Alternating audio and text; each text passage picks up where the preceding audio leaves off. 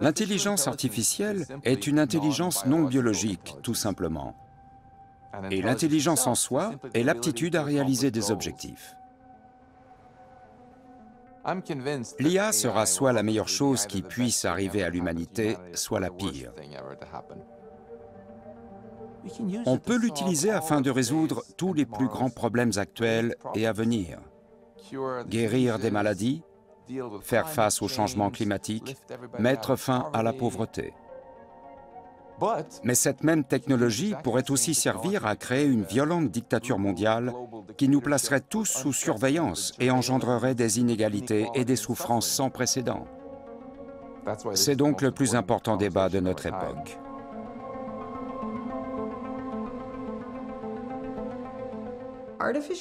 L'intelligence artificielle est partout.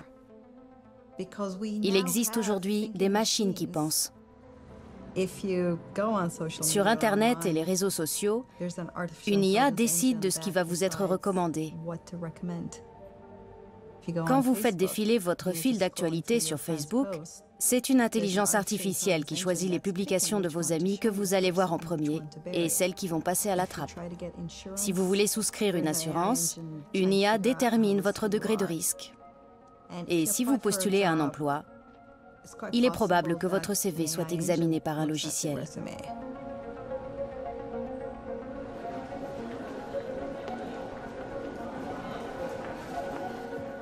Nous sommes faits de données. Notre manière de nous exprimer, d'aimer, notre comportement, nos activités quotidiennes, tout ça, ce sont des données. Les informaticiens développent des algorithmes capables d'apprendre à identifier, classifier et prédire des schémas au sein d'une immense quantité de données.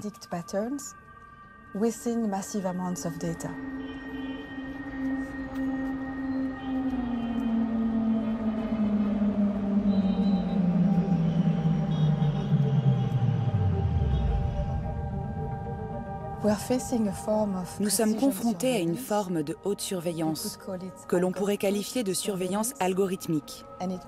Nous ne pouvons plus rien faire incognito. Les algorithmes nous surveillent en permanence.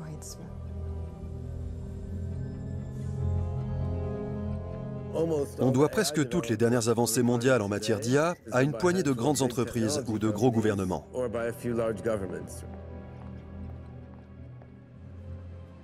Si on se penche un peu sur le sujet, on constate que l'IA est souvent développée pour tuer, espionner et faire du lavage de cerveau.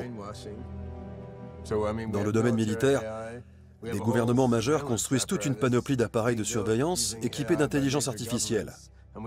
Et dans celui de la publicité, on recourt à l'IA afin de mieux cibler les annonces.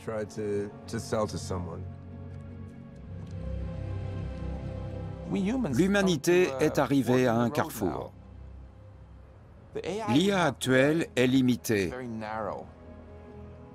Depuis le début, le but ultime de la recherche est de concevoir une IA capable de tout faire mieux que nous. Nous créons un véritable Dieu qui va révolutionner la vie telle que nous la connaissons. Il est extrêmement important de prendre du recul et de bien réfléchir au genre de société que nous voulons. Nous vivons une profonde transformation. Nous élevons cette nouvelle créature, cette sorte de nouvelle progéniture. Mais comme avec n'importe quelle progéniture, nous ne sommes pas en mesure de contrôler tout ce qu'elle va faire.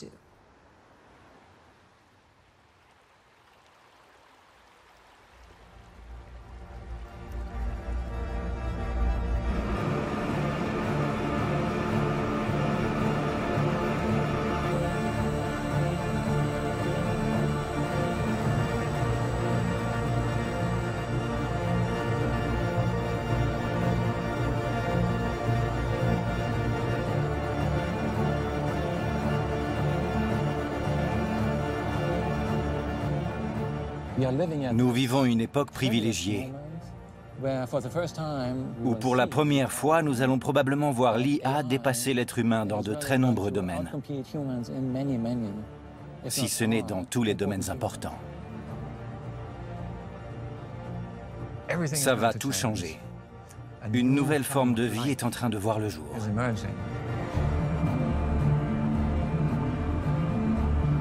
Jürgen Schmidhuber est surnommé le père de l'IA.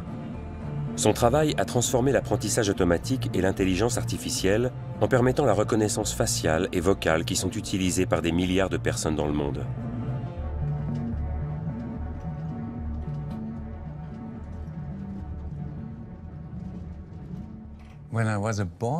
Petit, je me demandais comment maximiser mon impact sur le monde.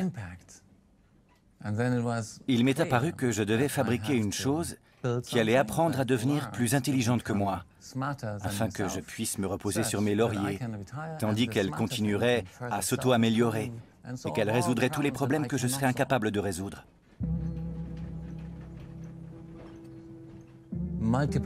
Multiplier à l'infini cette minuscule pointe de créativité qui est la mienne.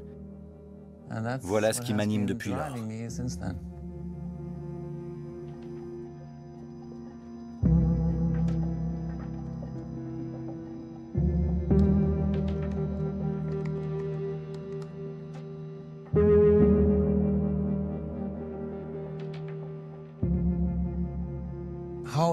Comment s'y prend-on pour concevoir une intelligence artificielle multispécialisée? Pour qu'elle soit intelligente, elle doit être capable de reconnaître des paroles, des images, une écriture manuscrite, des visages, toutes sortes de choses.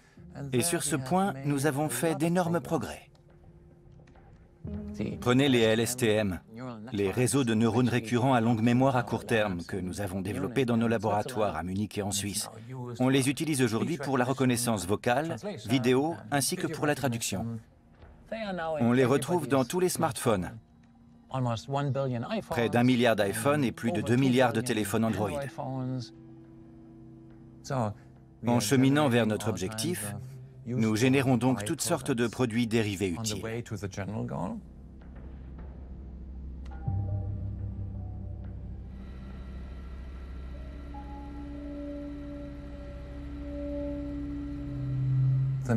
Cet objectif principal, c'est une intelligence artificielle générale, une IA capable d'apprendre et améliorer d'elle-même l'algorithme d'apprentissage.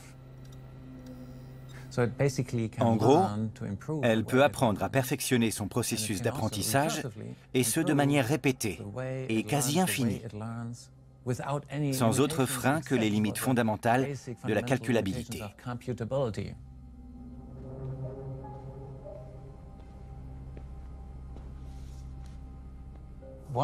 Voici l'un de mes robots favoris. Nous l'utilisons pour nos recherches sur la curiosité artificielle. Nous tentons de lui enseigner à apprendre par lui-même.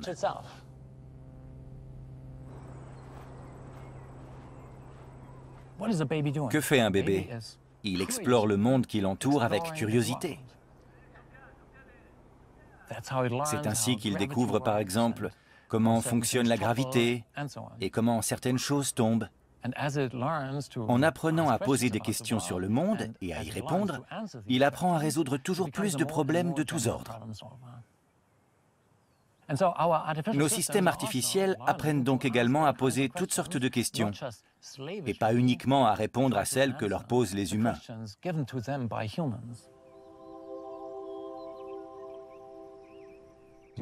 Nous devons donner à l'IA la liberté d'inventer ses propres tâches. Si on ne le fait pas, elle ne deviendra pas beaucoup plus intelligente. D'un autre côté, il est très difficile de prédire ce qu'elle va faire.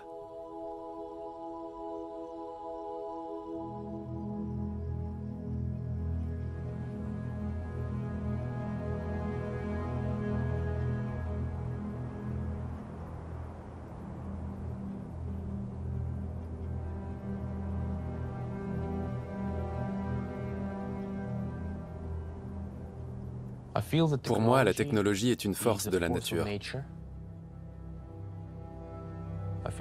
Je vois de nombreuses similarités entre elle et l'évolution biologique.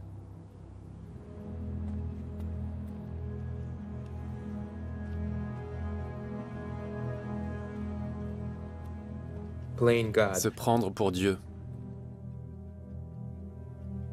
C'est ce dont on accuse depuis longtemps les scientifiques. Et en l'occurrence, c'est tout à fait fondé, dans la mesure où nous créons quelque chose de très différent de tout ce que nous avons créé jusqu'ici.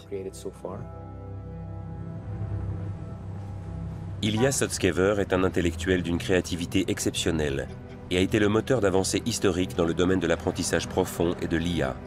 Il a été recruté par Elon Musk pour diriger OpenAI, l'un des plus importants laboratoires de recherche sur l'IA.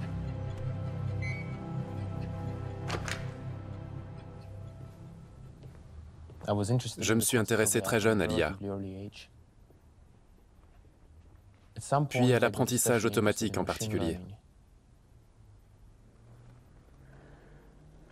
Qu'est-ce que l'expérience, l'apprentissage, la pensée? Comment fonctionne le cerveau?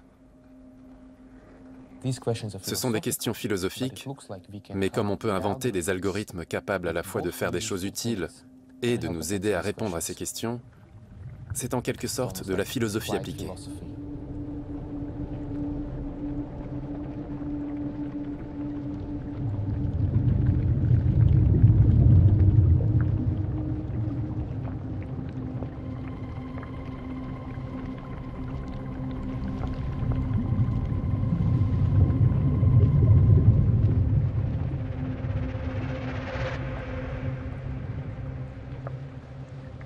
L'intelligence artificielle générale, ou IAG, est un système informatique en mesure d'accomplir n'importe quelle tâche effectuée par un être humain, mais mieux.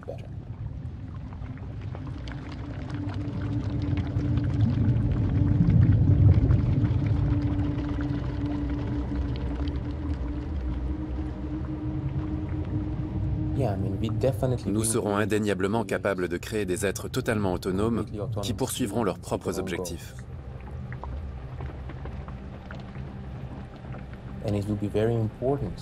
Et puisque ces êtres deviendront plus intelligents que les humains, il sera crucial que leurs objectifs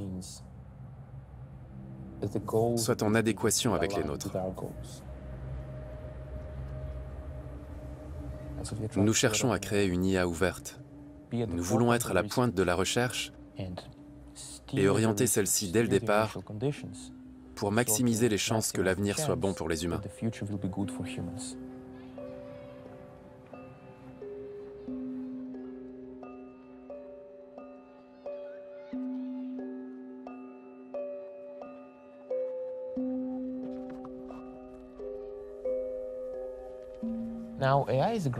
L'IA est une très bonne chose, car elle va résoudre tous nos problèmes actuels. Le chômage, la maladie, ou encore la pauvreté. Mais elle va en créer aussi de nouveaux.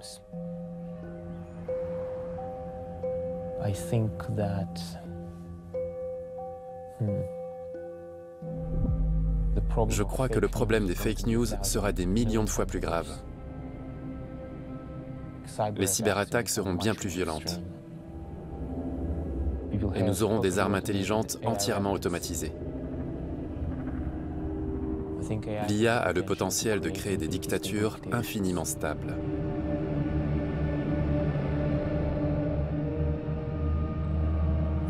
D'ici 10 ou 15 ans, les systèmes seront considérablement plus intelligents. Et il est fort probable qu'ils bouleversent radicalement notre société. Cela se fera-t-il au bénéfice des humains? Et si oui, qui en profitera?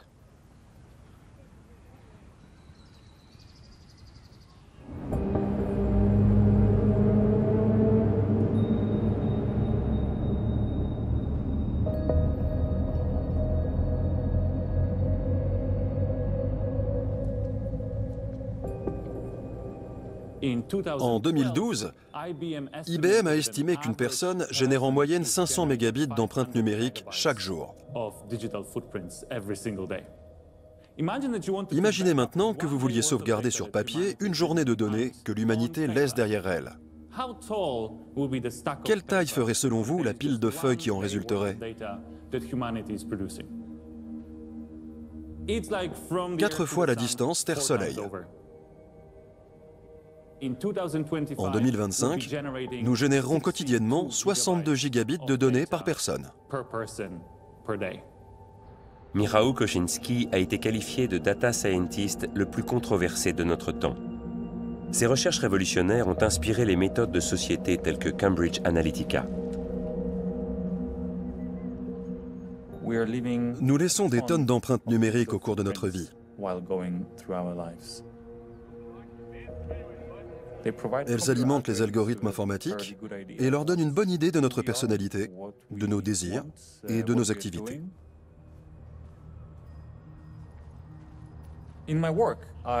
J'ai étudié différents types d'empreintes numériques, telles que les likes sur Facebook, le niveau de langage, les relevés de cartes bancaires, les historiques de navigation et de recherche. Et à chaque fois, j'ai découvert qu'en collectant suffisamment de ces données, on pouvait prédire avec précision le futur comportement d'une personne et déduire des traits intimes de sa personnalité. Cela peut être utilisé à très bon escient, mais cela peut également servir à manipuler les gens.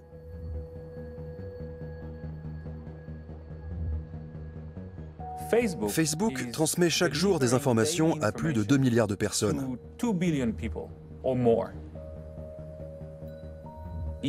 Si vous modifiez légèrement le fonctionnement de son algorithme, vous pouvez influencer l'opinion et par là même le vote de millions de personnes.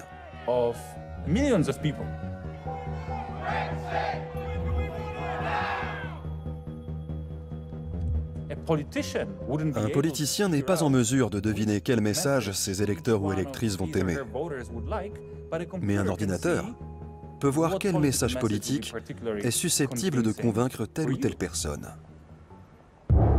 Ladies and gentlemen, it's my privilege to speak to you today about the power of big data and psychographics in the electoral process. Cambridge Analytica a récolté les données personnelles de 50 millions d'utilisateurs de Facebook à leur insu. L'entreprise d'analyse de données engagée pour la campagne présidentielle de Donald Trump a utilisé des données obtenues en secret pour cibler directement de potentiels électeurs. Ils affirment pouvoir ainsi prédire la personnalité de chaque citoyen adulte aux États-Unis. Nous allons parler de Cambridge Analytica avec le lanceur d'alerte Christopher Wylie. On travaillait sur des programmes qui récoltaient des données, qu'on passait ensuite dans des algorithmes capables d'établir le profil psychologique des personnes afin d'exploiter les vulnérabilités mentales mises en évidence.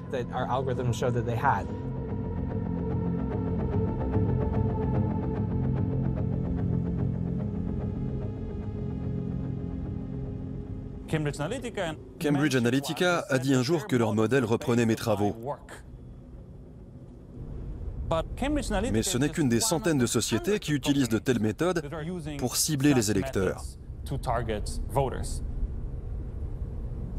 Les journalistes me demandent ce que ça me fait d'avoir fait élire Trump et d'avoir soutenu le Brexit. Que voulez-vous répondre à cela ? Je suppose que je dois accepter d'être tenu responsable de tout ça.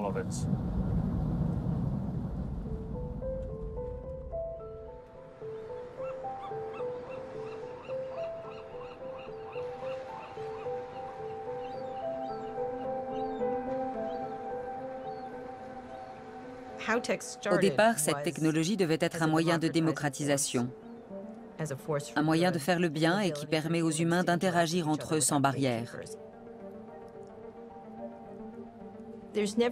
C'est la plus grande expérience de communication qu'ait jamais connue la race humaine. Mais qu'arrive-t-il quand tout le monde a son mot à dire ? On pourrait croire que c'est une bonne chose, que cela favorise la démocratie, le débat et la tolérance. Sauf que ces systèmes ont été détournés.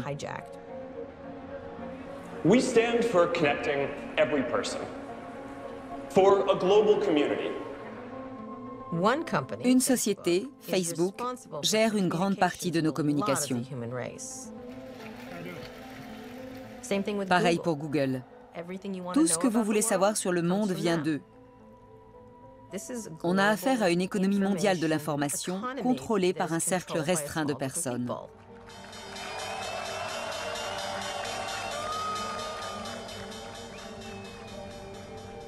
Les sociétés les plus riches du monde sont toutes des entreprises de technologie. Google, Apple, Microsoft, Amazon, Facebook. C'est stupéfiant de voir que depuis une petite dizaine d'années maintenant, les entreprises les plus puissantes sont spécialisées dans le commerce de données numériques. Ces petits bits et octets sont la nouvelle monnaie.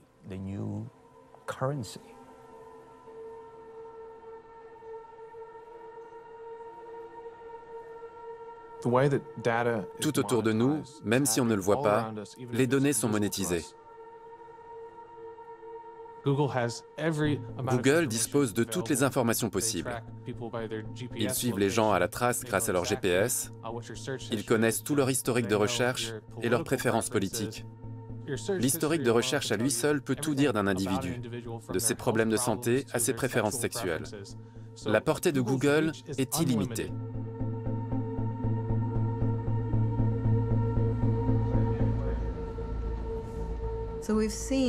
Google et Facebook sont devenus d'énormes systèmes de surveillance. Et en fait, ce sont aussi des courtiers en publicité. Ça n'a l'air de rien dit comme ça, mais ce sont des courtiers high-tech. S'ils sont si rentables, c'est parce qu'ils recourent à l'intelligence artificielle pour traiter toutes ces données vous concernant. Et pour vous mettre ensuite en relation avec l'annonceur qui cherche à atteindre des gens comme vous pour passer un quelconque message.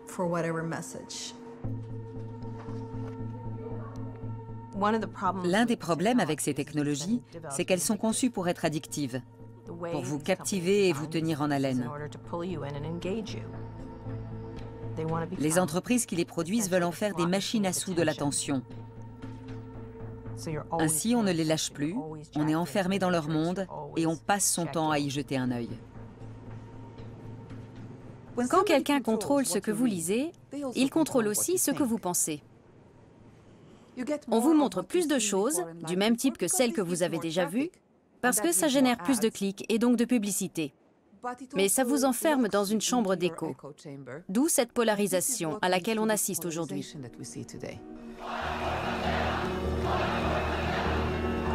Jair Bolsonaro, le candidat brésilien d'extrême droite, souvent comparé à Donald Trump, a remporté l'élection présidentielle la plus polarisée depuis des décennies.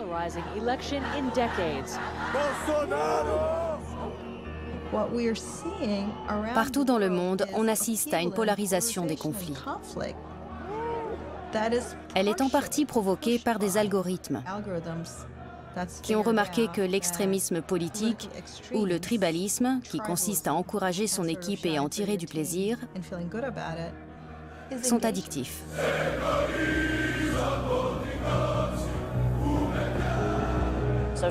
Les réseaux sociaux augmenteraient la tension portée aux crimes de haine dans le monde. Les gens se radicalisent à force de végéter dans le marais fébrile de l'Internet. Est-ce un tournant pour les géants du numérique? Sont-ils enfin prêts à prendre leurs responsabilités concernant ce qu'ils partagent avec le monde? Si vous développez à grande échelle une puissante technologie qui enferme, comme Google et Facebook qui peuvent atteindre des millions de personnes, et si votre intelligence artificielle stimule une polarisation, c'est la porte ouverte à un soulèvement mondial.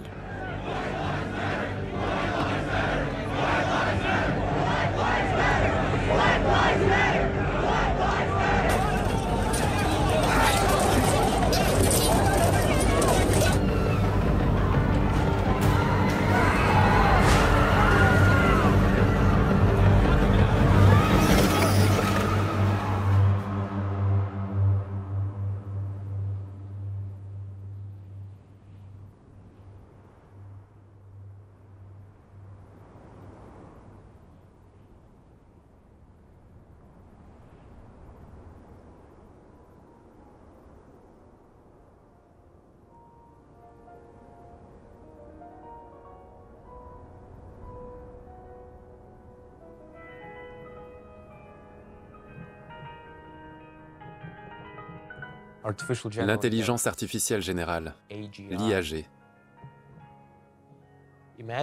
Imaginez que vous ayez 1000 amis aussi intelligents que votre ami le plus intelligent.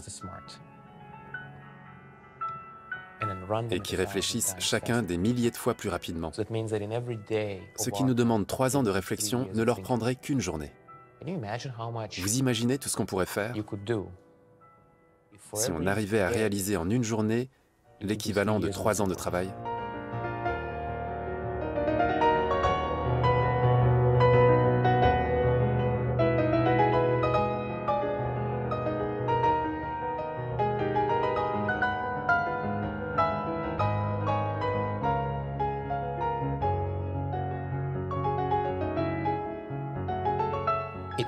Ce n'est pas exagéré de dire que ce que nous vivons actuellement est plus excitant encore que ce qu'ont vécu tous les physiciens quantiques du début du XXe siècle. Et ils ont découvert l'énergie nucléaire. Je me sens extrêmement chanceux d'être partie prenante à cela.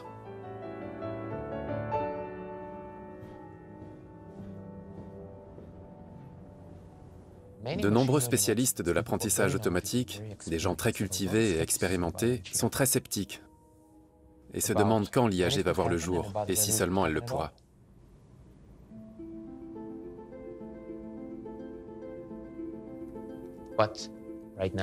Mais encore peu de gens se rendent compte que les ordinateurs pour les réseaux de neurones artificiels, pour l'IA, vont devenir peut-être des milliers de fois plus rapides d'ici seulement quelques années.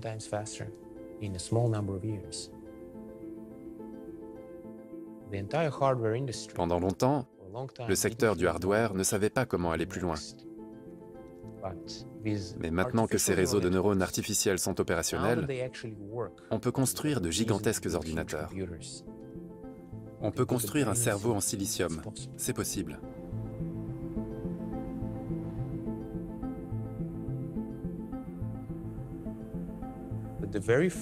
Les premières IAG seront en fait de très gros data centers, équipés de processeurs à réseau de neurones artificiels spécialisés, travaillant en parallèle.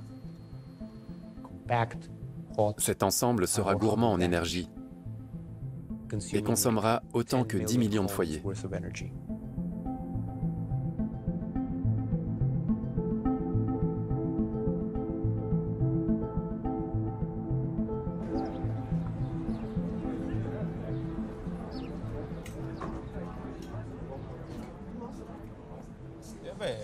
Chef, mets-moi un sandwich au bœuf, histoire de changer un peu.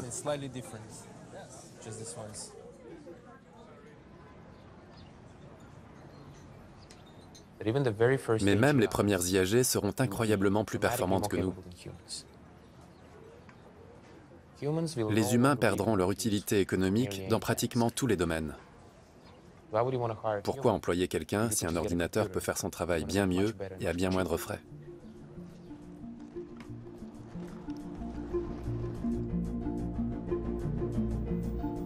L'IAG sera, à n'en pas douter, la technologie la plus importante de l'histoire de la planète, et de loin.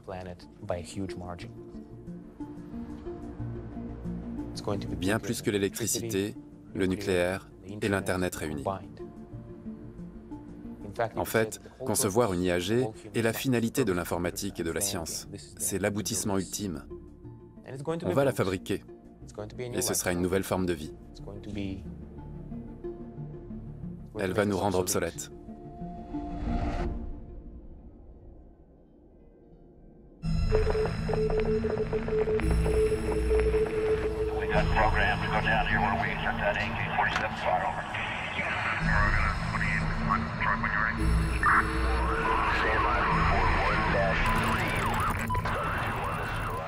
European manufacturers know the Americans have invested heavily in the necessary hardware. To step into a brave new world of power, performance, and productivity.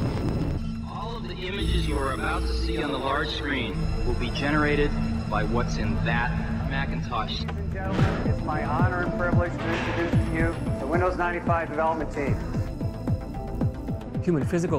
Le travail physique humain est presque obsolète depuis un siècle. Le travail mental routinier est aussi en train de le devenir à vitesse grand V, d'où la disparition actuelle de nombreux emplois de la classe moyenne.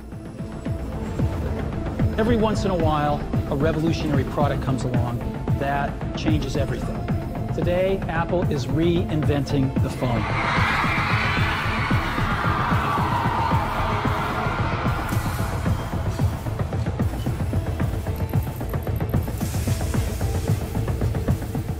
L'intelligence artificielle nous entoure déjà.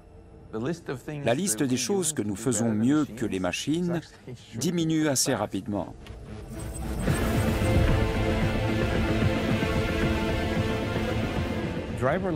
Les voitures sans chauffeur sont super et vont probablement réduire les accidents de la route.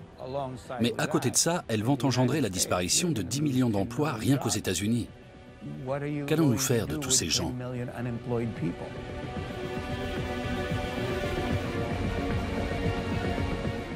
Exacerber les inégalités risque très fort de générer des tensions et des conflits sociaux.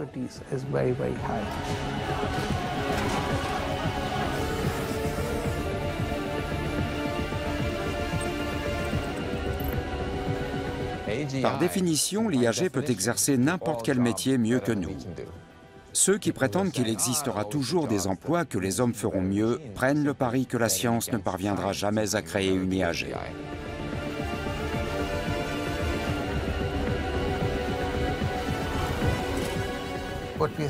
C'est comme si on était dans un train qui foncerait à toute allure dans un tunnel obscur et que le conducteur dormait aux manettes.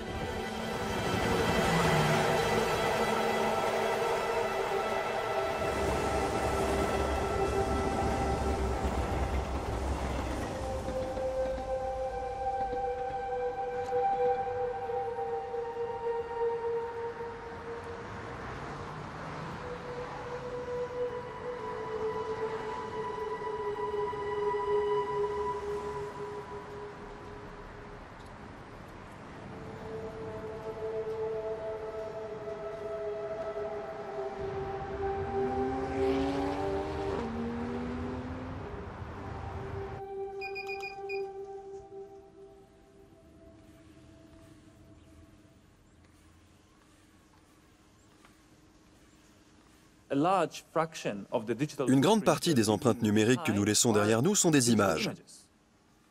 Ce qui m'intéresse particulièrement, en tant que psychologue, ce sont les photos de visage.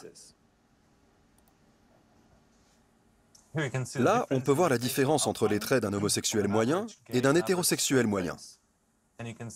On constate que chez les hommes, les hétérosexuels ont une mâchoire légèrement plus large que les homosexuels, alors que chez les femmes, c'est l'inverse.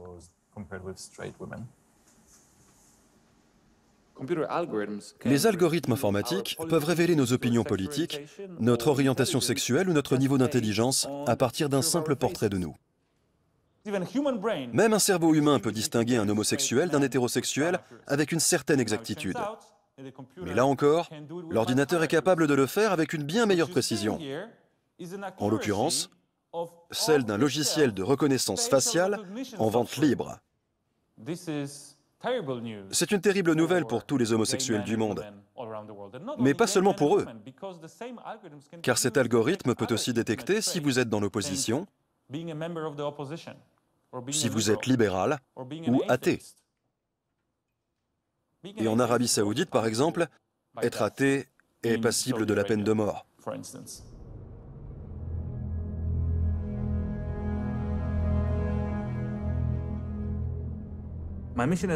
En tant qu'universitaire, je me dois d'avertir la population des dangers que représentent les algorithmes capables de révéler nos traits intimes. Le problème, c'est que quand les gens reçoivent de mauvaises nouvelles, ils préfèrent souvent les ignorer. C'est un peu effrayant quand du jour au lendemain, vous recevez des menaces de mort. Et j'en ai reçu quelques-unes. Mais en tant que scientifique, je dois montrer ce qu'il est possible de faire. J'essaie maintenant de voir si on peut déduire d'autres caractéristiques à partir d'un visage.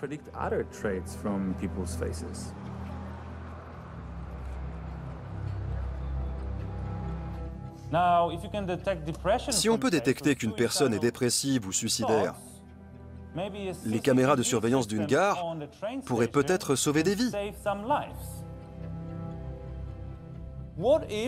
Qu'arriverait-il si l'on parvenait à prévoir qu'une personne a des prédispositions au crime? À l'école, vous aviez probablement un psychologue dont le rôle était d'identifier les enfants susceptibles de présenter des problèmes de comportement. Imaginez maintenant que vous puissiez prédire avec précision que quelqu'un risque de commettre un crime à partir de son langage, son visage, ses expressions faciales ou ses likes sur Facebook.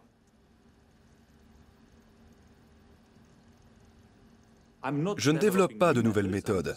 Je ne fais que tester et décrire des technologies en milieu universitaire.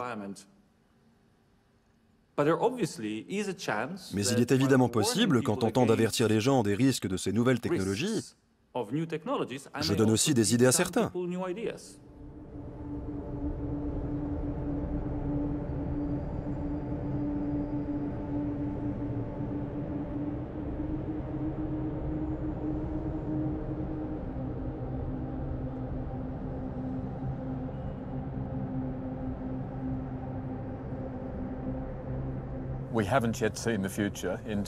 Nous ignorons encore comment cette nouvelle société, où les données sont reines, va réellement évoluer.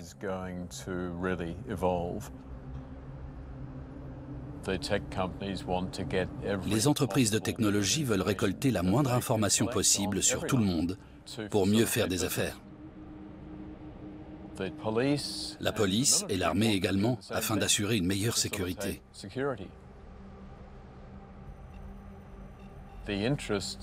Ces deux groupes ont d'immenses intérêts en commun. Ils collaborent toujours plus étroitement au sein de ce que l'on pourrait appeler un complexe militaro-technologique.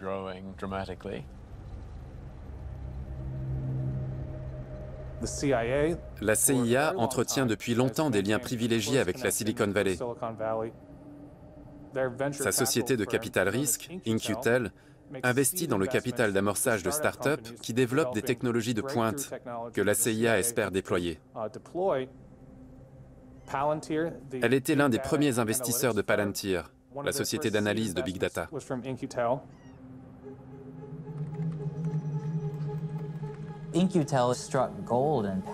In-Q-Tel a trouvé le filon avec Palantir en faisant un fournisseur privé dont les capacités en matière de renseignement et d'intelligence artificielle dépassent de loin celles du gouvernement.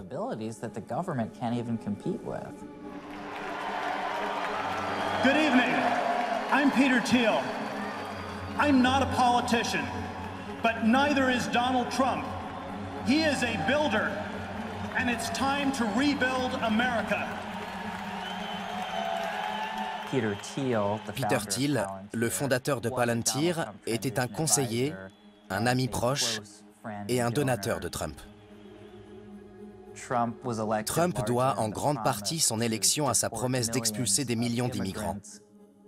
Et le seul moyen de tenir cette promesse, c'est de disposer de beaucoup de renseignements. C'est justement là que Palantir entre en jeu.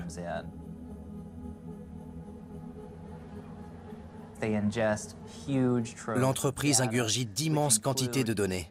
Votre adresse, le nom de votre employeur, de vos amis, de vos voisins, de vos proches, les endroits que vous avez visités et où vous avez vécu, votre profil sur les réseaux sociaux.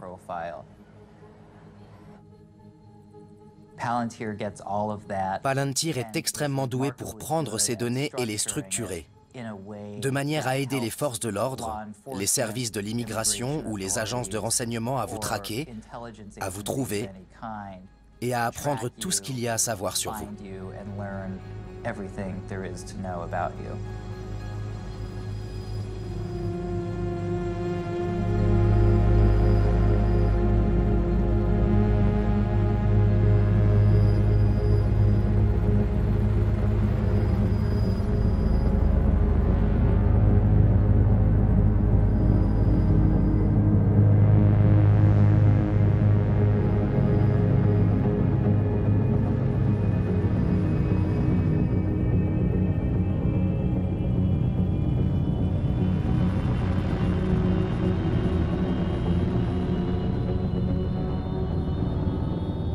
Nous chargeons l'IA de prendre des décisions toujours plus importantes qui affectent nos vies.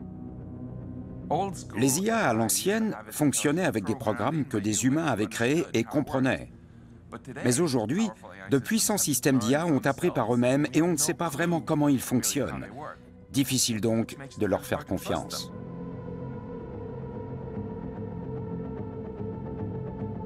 Cette technologie n'a rien de futuriste. Elle existe déjà.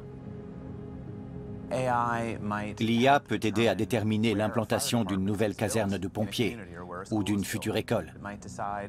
Elle peut décider si vous allez être libéré sous caution ou si vous allez rester derrière les barreaux, si la police va renforcer la surveillance d'un endroit ou d'une personne donnée.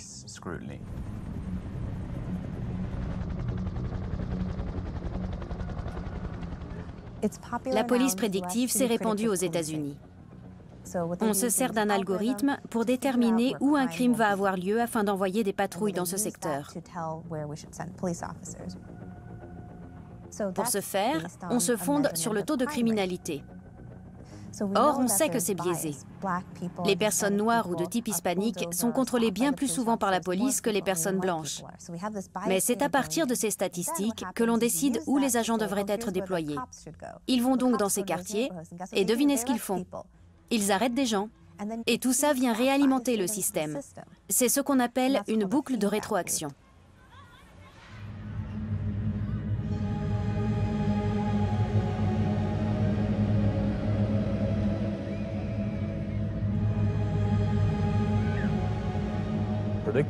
Le maintien de l'ordre prédictif pourrait, dans un cas extrême, conduire les experts à dire « Montrez-moi votre bébé, je vous dirai s'il deviendra un criminel. »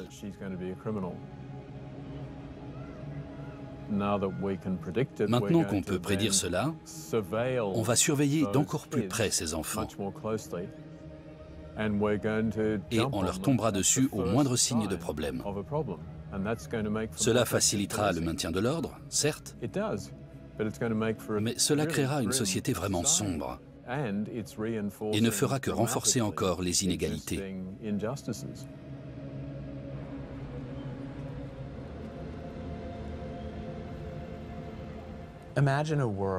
Imaginez un monde dans lequel des réseaux de caméras ou de drones de surveillance disposeraient d'un système de reconnaissance faciale sophistiqué et seraient connectés à d'autres bases de données de surveillance gouvernementale. Cette technologie donnerait la possibilité de suivre et d'enregistrer nos mouvements dans les moindres détails. Nous aurions ainsi créé une sorte de machine à remonter dans le temps qui permettrait aux gouvernements et aux entreprises puissantes de revenir littéralement en arrière sur nos vies. On peut ne pas être un suspect aujourd'hui, mais si d'ici 5 ans l'envie d'en savoir davantage sur nous leur venait, ils pourraient retracer en détail tous nos faits et gestes, ainsi que nos rencontres au cours de cette période. Ce serait mettre une puissance extraordinaire entre les mains de quelqu'un. Les gens ont du mal à imaginer un tel monde, mais nous avons déjà bâti les fondations qui le rendent possible.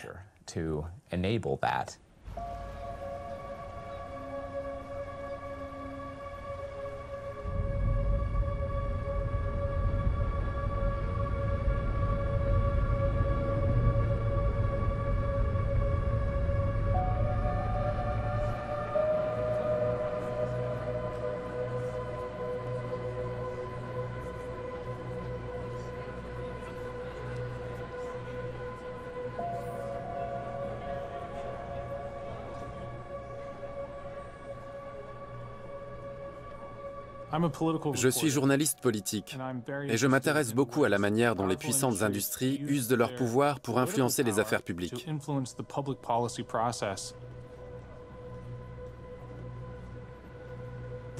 Les lobbyistes des grandes entreprises de technologie se réunissent derrière des portes closes et élaborent des politiques qui s'appliqueront à nous tous. C'est vrai en ce qui concerne la surveillance et la collecte de données, mais aussi, et de plus en plus, en matière de politique étrangère et militaire. En 2016, le département de la Défense américain a créé le Conseil d'innovation de la défense.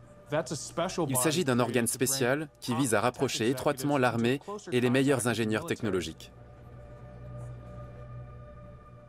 Eric Schmidt, l'ancien président exécutif d'Alphabet, la maison mère de Google, a pris la tête du conseil. Il s'est alors empressé de déclarer qu'il fallait intégrer davantage d'intelligence artificielle dans l'armée. I've worked with a group of volunteers over the last couple of years to take a look at innovation in the overall military. And my summary conclusion is that we have fantastic people who are trapped in a very bad system. Au département de la Défense, nous nous y sommes vraiment intéressés lorsque nous nous sommes mis à envisager des systèmes non humains et à réfléchir à la manière dont la robotique pourrait changer le visage de la guerre. Plus vos systèmes automatisés et vos robots sont intelligents, plus vous renforcez la puissance de votre armée. Quand Robert Work était à la Défense, il a rédigé une importante note de service intitulée « Équipe interfonctionnelle de guerre algorithmique », plus connue sous le nom de projet Maven. Eric Schmidt a fait de nombreux discours et apparitions médiatiques dans lesquels il disait que l'objectif était de réduire la consommation de carburant de l'armée de l'air et d'améliorer la logistique. Mais à huis clos, on poursuivait parallèlement un autre objectif.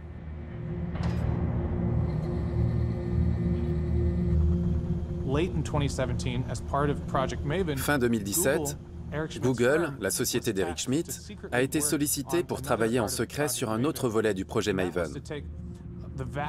Il consistait à analyser la quantité astronomique d'images engrangées par les drones qui opèrent en Irak et en Afghanistan et à apprendre à une IA à identifier rapidement des cibles sur le champ de bataille. Il existe un capteur capable de réaliser une vidéo en full motion d'une ville tout entière. Nous avions 3 équipes de 7 personnes qui travaillaient en continu et elles ne pouvaient traiter que 15% du matériel récolté. Les 85 autres pourcents restaient sur le carreau. C'est là qu'on s'est dit que l'IA et l'apprentissage automatique pourraient nous aider à traiter 100% des données.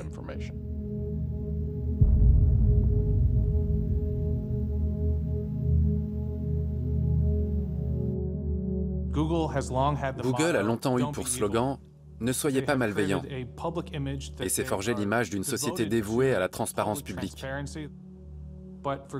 Mais lorsqu'il s'est agi de se mettre peu à peu au service de la défense, l'entreprise a conservé le plus grand secret. Elle s'est lancée dans ce projet en y embarquant la majorité de ses employés qui ignoraient totalement sur quoi ils travaillaient.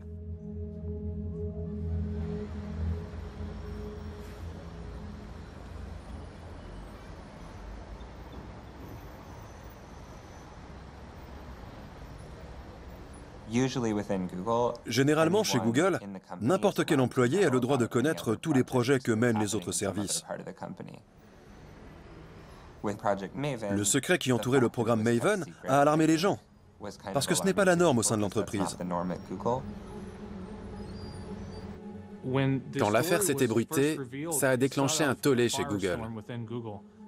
De nombreux employés ont démissionné et protesté. D'autres ont signé une pétition contre ce projet. Il faut dire haut et fort qu'on refuse de participer à ce genre de choses. Certaines sociétés sont ce qu'on appelle des partenaires de la défense. Mais on n'était pas censé en être un.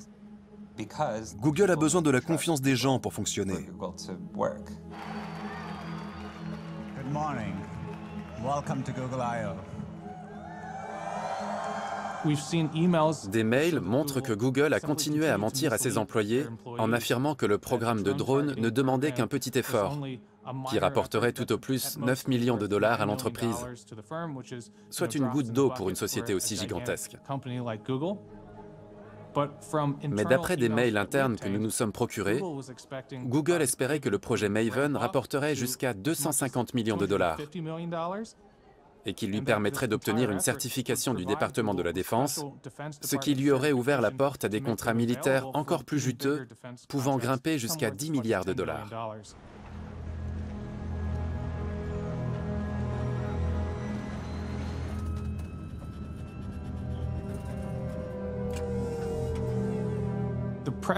Google s'est trouvé pressé d'entrer dans la compétition pour les contrats militaires au moment où ses concurrents changeaient eux aussi de culture d'entreprise. Amazon ciblait également l'armée et les services de maintien de l'ordre, tout comme IBM et d'autres grandes sociétés. Pour rester dans la course, Google s'est peu à peu transformé.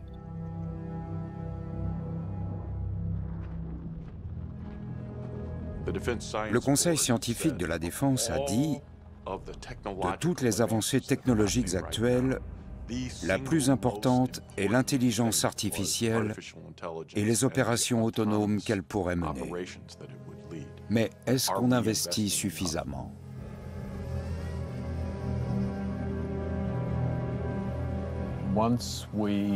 Quand nous aurons développé des armes létales autonomes,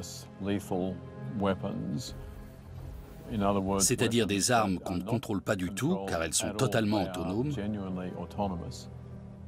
un président pourrait dire « Au diable le droit international, nous disposons de ces armes et nous allons en faire ce qui nous chante. »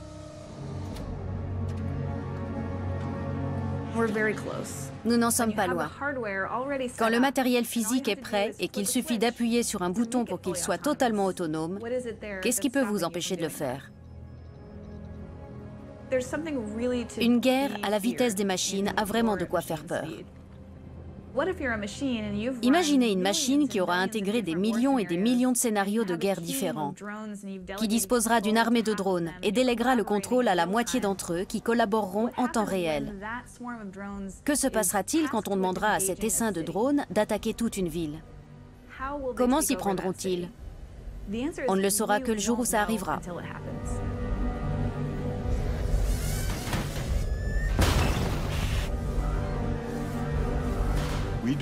Nous ne voulons pas qu'une IA décide quel humain elle va attaquer.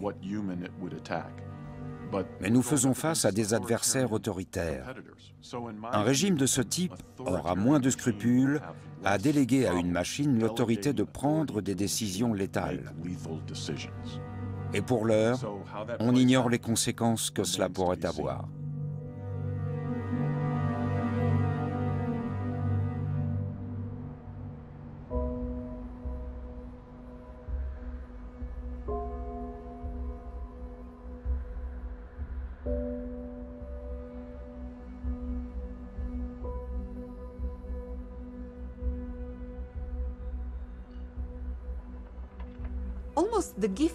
L'IA nous fait presque un cadeau en nous forçant à nous interroger collectivement sur ce qui fait de nous des êtres humains.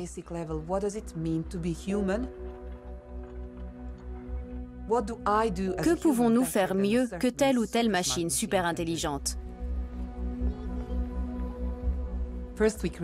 Nous créons notre technologie, mais ensuite, c'est elle qui nous remodèle.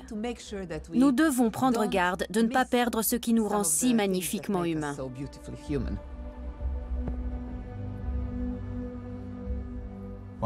Plus nous fabriquons des machines intelligentes, plus le vocabulaire philosophique dont nous disposons pour nous définir en tant qu'humains tend à se restreindre. La liste des termes qui peuvent nous servir à décrire notre humanité n'est pas si longue que ça. Culture, histoire, société, peut-être politique, civilisation, subjectivité. De ces termes se dégagent deux idées, à savoir que l'homme est plus qu'un simple animal et plus qu'une simple machine.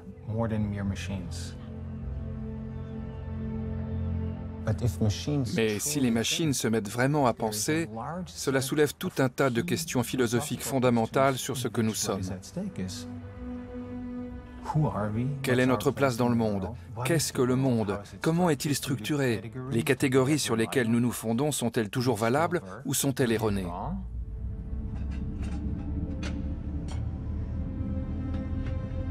Beaucoup de gens pensent que l'intelligence est une chose mystérieuse qui ne peut exister qu'à l'intérieur d'un organisme biologique. Mais l'intelligence n'est qu'une question de traitement de l'information. Peu importe que celui-ci soit effectué par des atomes de carbone dans les cellules d'un cerveau humain ou par des atomes de silicium dans des ordinateurs. L'IA doit en partie son récent succès au fait qu'on s'est inspiré de l'évolution. Le cerveau se compose d'une multitude de neurones connectés de manière compliquée. Alors on a volé cette grande idée et on l'a transposée sous forme de réseau de neurones artificiels dans des ordinateurs. Voilà ce qui a révolutionné l'intelligence des machines. Si on parvient un jour à créer une intelligence artificielle générale, elle sera par définition plus performante qu'un simple programme d'IA. Tout nouveau progrès sera donc nécessairement l'œuvre non pas de programmes humains, mais de l'IAG. L'IA capable de s'auto-perfectionner de manière récursive laissera l'intelligence humaine loin derrière et créera une superintelligence. Ce sera notre invention ultime, car elle pourra dès lors tout inventer mieux et plus rapidement que nous.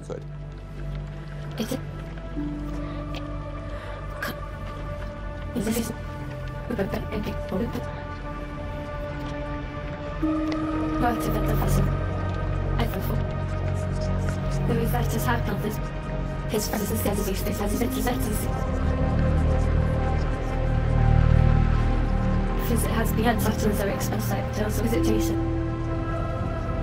I will argue the great about him. He took the show, see fashion breaks, and he took the streets, just station, just touch, just six,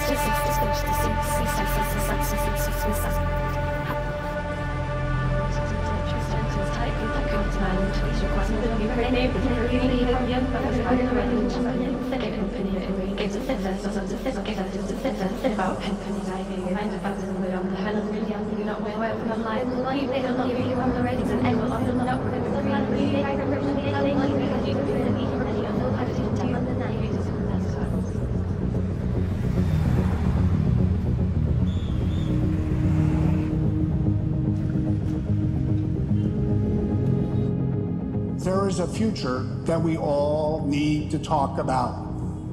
Some of the fundamental questions about the future of artificial intelligence. Not just where it's going, but what it means for society to go there. It is not what computers can do, but what computers should do. As the generation of people that is bringing AI to the future, we are the generation that will answer this question first and foremost.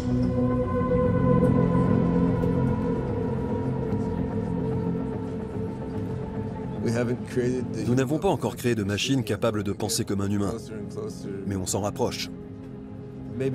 Peut-être que nous y parviendrons d'ici 5 ans, ou peut-être que ça nous prendra 50 ou 100 ans. Quoi qu'il en soit, c'est vraiment demain à l'échelle de l'histoire de l'humanité.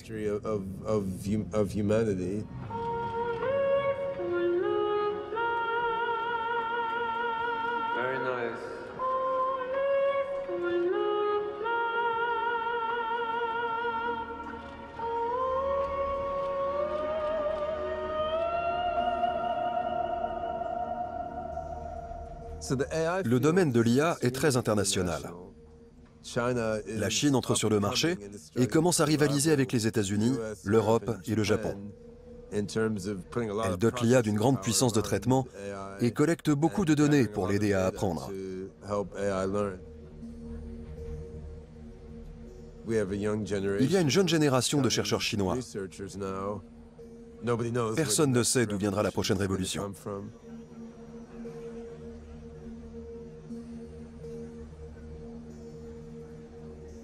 La Chine a toujours eu envie de devenir une surpuissance mondiale. Le gouvernement chinois a vu dans l'IA une immense opportunité de devenir l'une des nations les plus avancées dans les domaines de la technologie et des affaires. Il a planté son drapeau et décrété que c'était un secteur porteur dans lequel les entreprises devraient se lancer. Ce à quoi la sphère commerciale chinoise a répondu « Le gouvernement a planté un drapeau, donc c'est bon, investissons ». Les géants technologiques chinois comme Baidu, Tencent ou Alibaba ont beaucoup investi dans le domaine de l'IA. Ce secteur est donc en plein essor en Chine.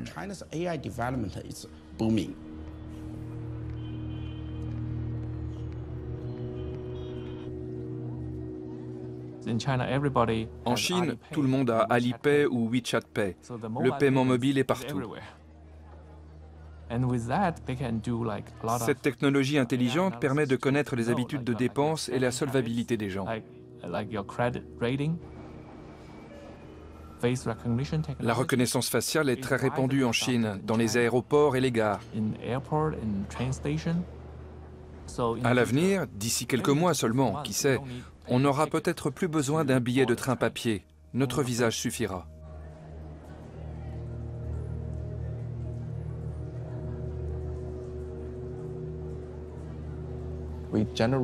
Nous créons la plus grande plateforme de reconnaissance faciale du monde. 300 000 développeurs y ont recours. Ils l'utilisent en grande majorité pour des applications de selfie qui servent à vous embellir. Il y a des millions et des millions de caméras dans le monde, et chacune est, de mon point de vue, un générateur de données.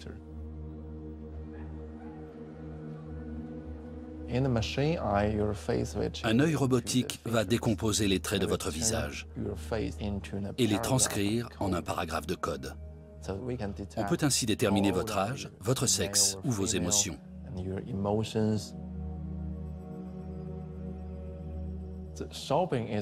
Ce qui compte dans le shopping, c'est ce que le client regarde. On peut suivre le mouvement de ses yeux, donc, s'il fixe un produit, on peut le repérer, et ainsi savoir à qui plaît tel ou tel type de produit.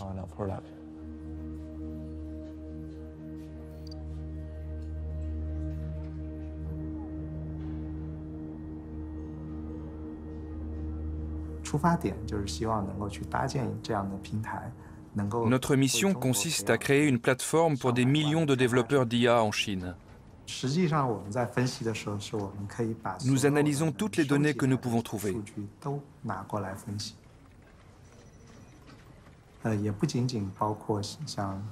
Pas seulement les profils des utilisateurs, mais aussi ce qu'ils sont en train de faire à chaque instant, leur localisation.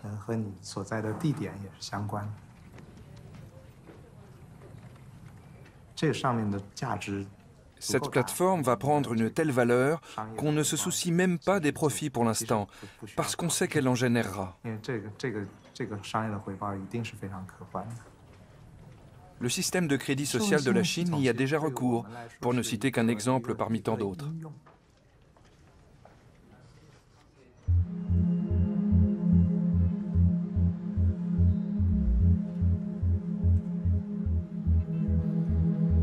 Le gouvernement chinois a recours à diverses technologies, que ce soit l'IA, des plateformes de big data, la reconnaissance faciale ou vocale, dans le principal but de surveiller sa population.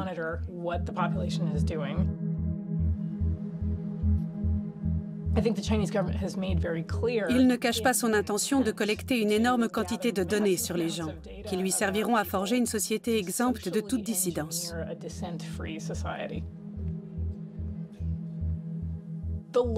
La logique qui sous-tend le crédit social du gouvernement chinois est la même que celle d'un prêt financier, où l'on vérifie votre solvabilité.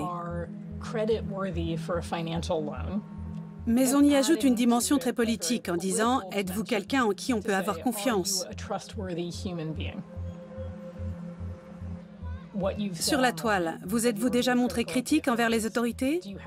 Avez-vous un casier judiciaire? On rassemble toutes ces informations afin de vous noter.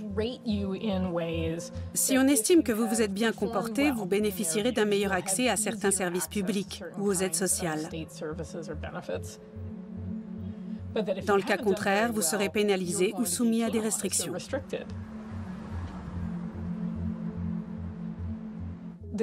Les gens n'ont aucun moyen de contester le fait d'avoir été mis dans cette case et dans certains cas ne savent même pas qu'ils y ont été placés. Ce n'est que le jour où ils tentent d'accéder à certains services publics, d'acheter un billet d'avion, d'obtenir un passeport ou d'inscrire leurs enfants dans une école qu'ils découvrent qu'ils ont été catalogués ainsi et que cela entraîne pour eux des conséquences négatives.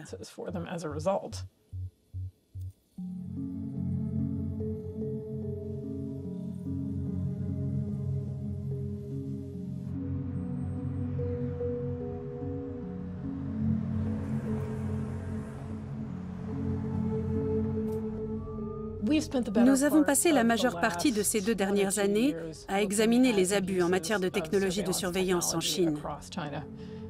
Et cela nous a souvent conduits au Xinjiang.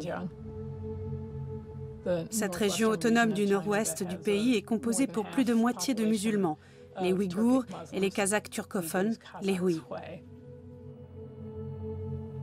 Le gouvernement chinois considère depuis longtemps cette région et cette population comme politiquement suspecte et déloyale. Nous avons découvert des informations sur ce qu'on appelle la plateforme intégrée d'opérations conjointes. Ce programme de police prédictive crache des listes de noms de personnes devant subir une rééducation politique.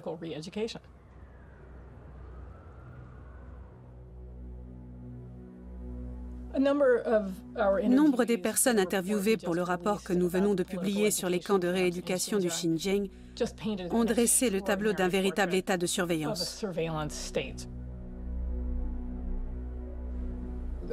La région est inondée de caméras de surveillance pour la reconnaissance faciale, de postes de contrôle, de scanners corporels et de QR codes devant le domicile des gens. On se croirait vraiment dans un film dystopique, comme on en a tous déjà vu, en se disant que ce serait effrayant de vivre dans un tel monde. Eh bien, en Chine, 13 millions de Ouïghours vivent dans cette réalité en ce moment même.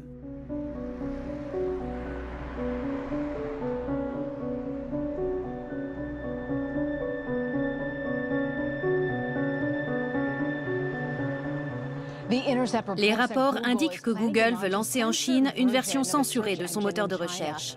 En quête de nouveaux marchés, Google se tourne vers la Chine malgré la censure de Pékin. Pourquoi avez-vous senti qu'il était de votre responsabilité éthique de démissionner? Vous parlez de censure, d'oppression et de surveillance.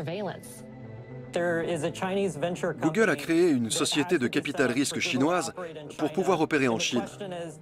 Toute la question est de savoir dans quelle mesure ils contrôlent la liste noire et peuvent surveiller les citoyens chinois.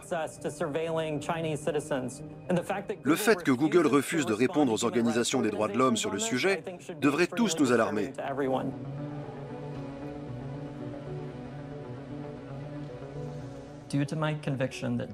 La divergence d'opinion est fondamentale au bon fonctionnement d'une démocratie.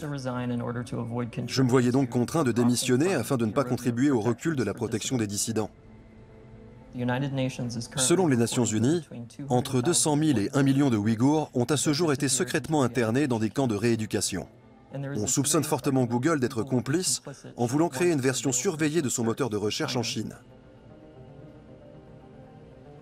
Dragonfly est un projet destiné à contrôler les recherches sur Internet par la censure de contenus sensibles et de recherches basiques sur les droits de l'homme ou le blocage d'informations sur les représentants politiques et les manifestations des étudiants. Mais ceci n'est que la partie émergée de l'iceberg. Le plus inquiétant dans l'histoire, c'est sans doute la surveillance qui l'accompagne.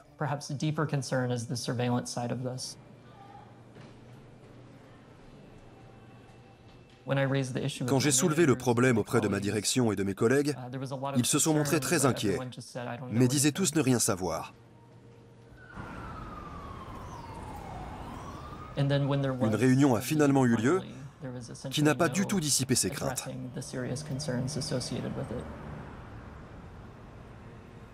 J'ai alors remis officiellement ma démission à mes supérieurs et j'ai fait parvenir une copie de ma lettre à toute l'entreprise.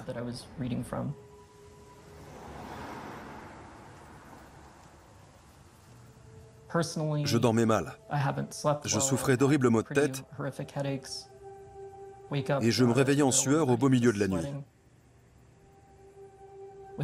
Cela dit, depuis que j'ai rendu ça public, les réactions sont très positives partout dans le monde. Les développeurs devraient exiger de savoir à quoi va servir leur contribution technique et d'avoir leur mot à dire sur ces questions éthiques.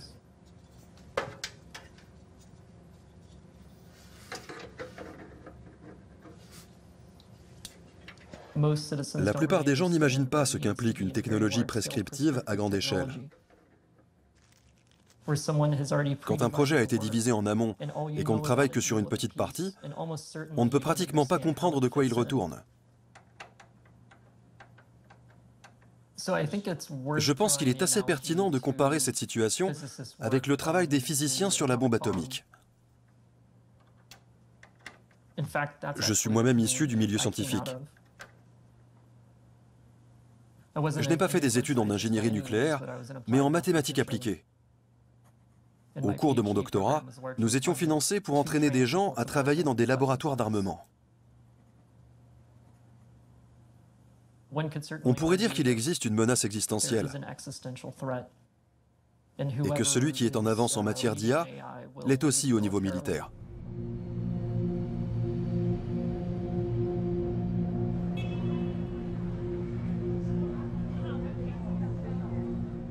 La Chine espère ravir aux États-Unis le statut de première puissance économique mondiale et elle est convaincue que l'IA va l'aider à y parvenir plus rapidement et de façon plus spectaculaire. Elle y voit également un moyen de dépasser les Américains en termes de puissance militaire.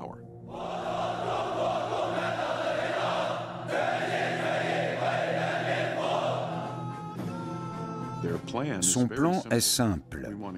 Elle veut rattraper les États-Unis en 2020, les dépasser d'ici 2025 et devenir le leader mondial en matière d'IA et de technologie autonome à l'horizon 2030. Elle injecte au moins 150 milliards dans ce plan national. La course est donc bien lancée.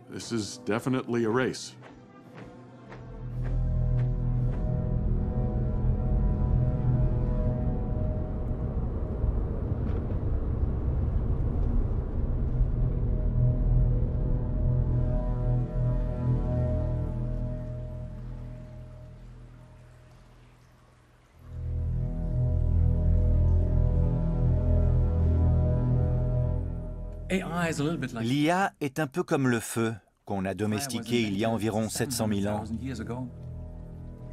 Elle a ses bons et ses mauvais côtés. Les premiers hommes se sont rendus compte qu'ils pouvaient utiliser le feu pour se réchauffer ou pour cuisiner, mais aussi qu'ils pouvaient s'en servir pour tuer d'autres personnes.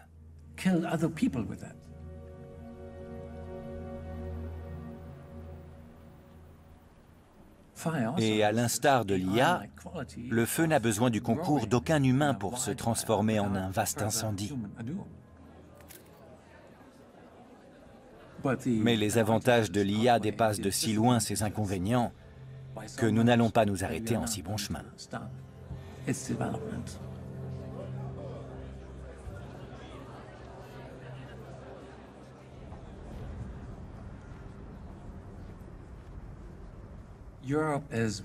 L'Europe se réveille. De nombreuses entreprises y prennent conscience que la prochaine vague d'intelligence artificielle sera bien plus grosse que l'actuelle. Ce sera celle des robots. Toutes ces machines qui produisent des choses et qui fabriquent d'autres machines vont devenir intelligentes.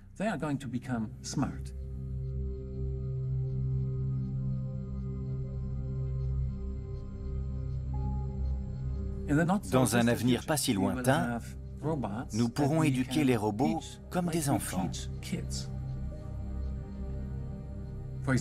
Par exemple, je dirais à un petit robot, « Regarde ici, robot. Assemblons ce smartphone. On prend cette plaque de plastique et un tournevis, et puis on visse le tout de cette manière. Non, non, pas comme ça.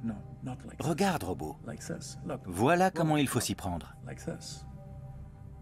Il va échouer une ou deux fois, mais assez rapidement, il va apprendre à faire la même chose bien mieux que je n'en serais capable. Une fois qu'il a intégré ça, on en fait 1 million d'exemplaires et on les commercialise.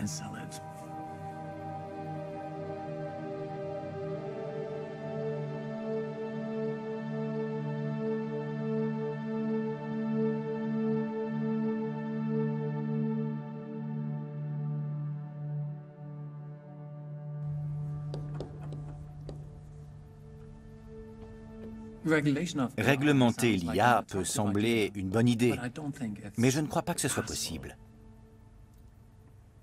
Notamment en raison de l'insatiable curiosité des scientifiques. Ils se fichent éperdument des réglementations.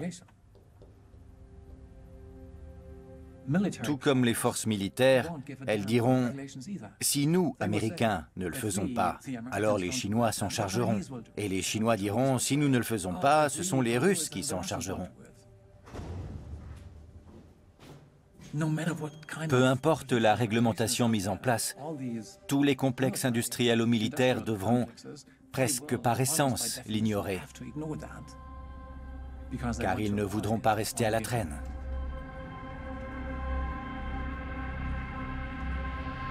欢迎来到新华社，我是由新华社和搜狗公司联合培育的全球首个 AI 合成女主播。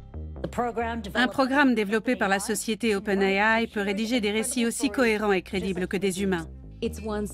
C'est un petit pas pour la machine, un pas de géant pour la machinité. La nouvelle intelligence artificielle d'IBM a débattu en direct avec des humains rompus à l'exercice et l'a remporté. Des vidéos générées par ordinateur ou deepfakes servent à insérer des visages féminins dans des vidéos pornographiques.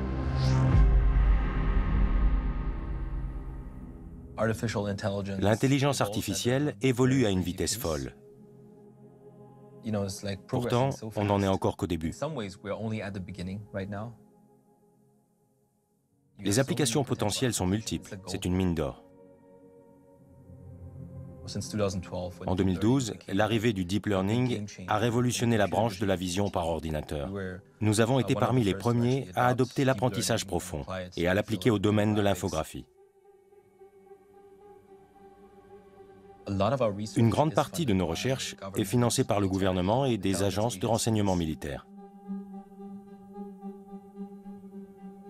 Ce genre de montage photoréaliste nécessite deux sujets, une source et une cible, qui me permettent de réaliser une substitution de visage.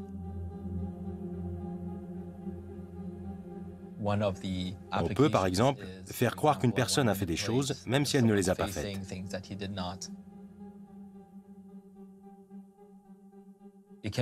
Cette technologie peut être utilisée à des fins créatives et amusantes, mais évidemment, elle peut aussi servir à manipuler des vidéos et générer des fake news.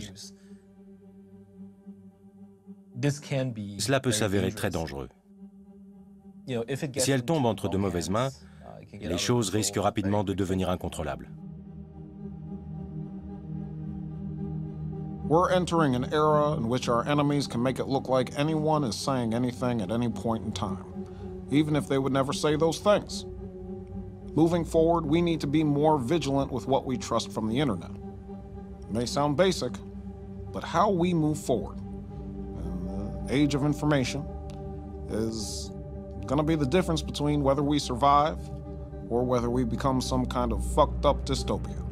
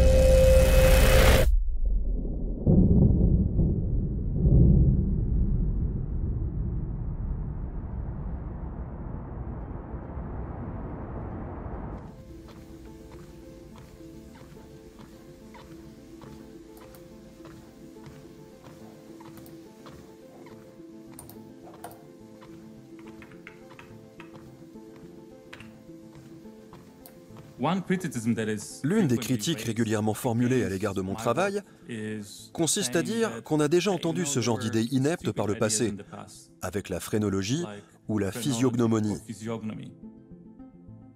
Quand certains prétendaient qu'on pouvait déterminer le caractère d'une personne rien qu'en observant son visage. Les gens diront que c'était n'importe quoi, et que ce n'était que du racisme à peine voilé et de la superstition.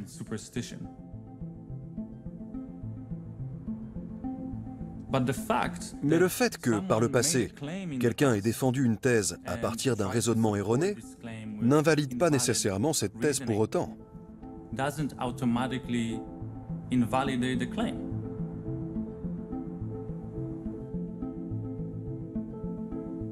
Bien sûr, les gens devraient avoir droit au respect de la vie privée en matière d'orientation sexuelle ou d'opinion politique.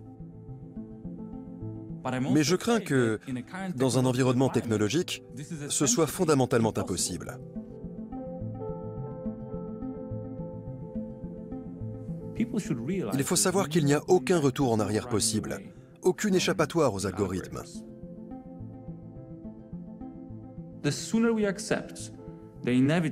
Plus vite nous accepterons l'inévitable et dérangeante vérité que c'en est fini de la sphère privée,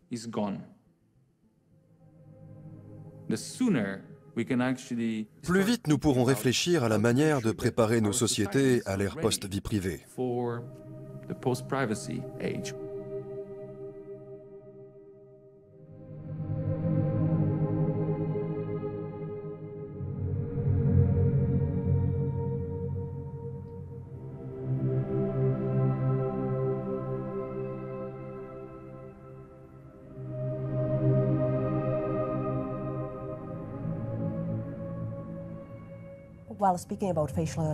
Quand on parle de reconnaissance faciale, je repense parfois aux heures les plus sombres de notre histoire.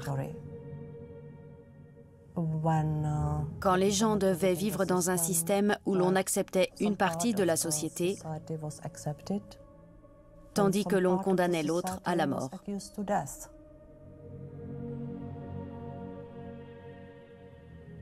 Que n'aurait donné Mengele pour disposer d'un tel instrument?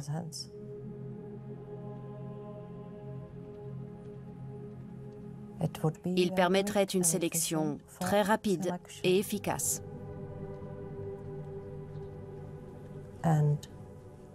C'est une vision apocalyptique.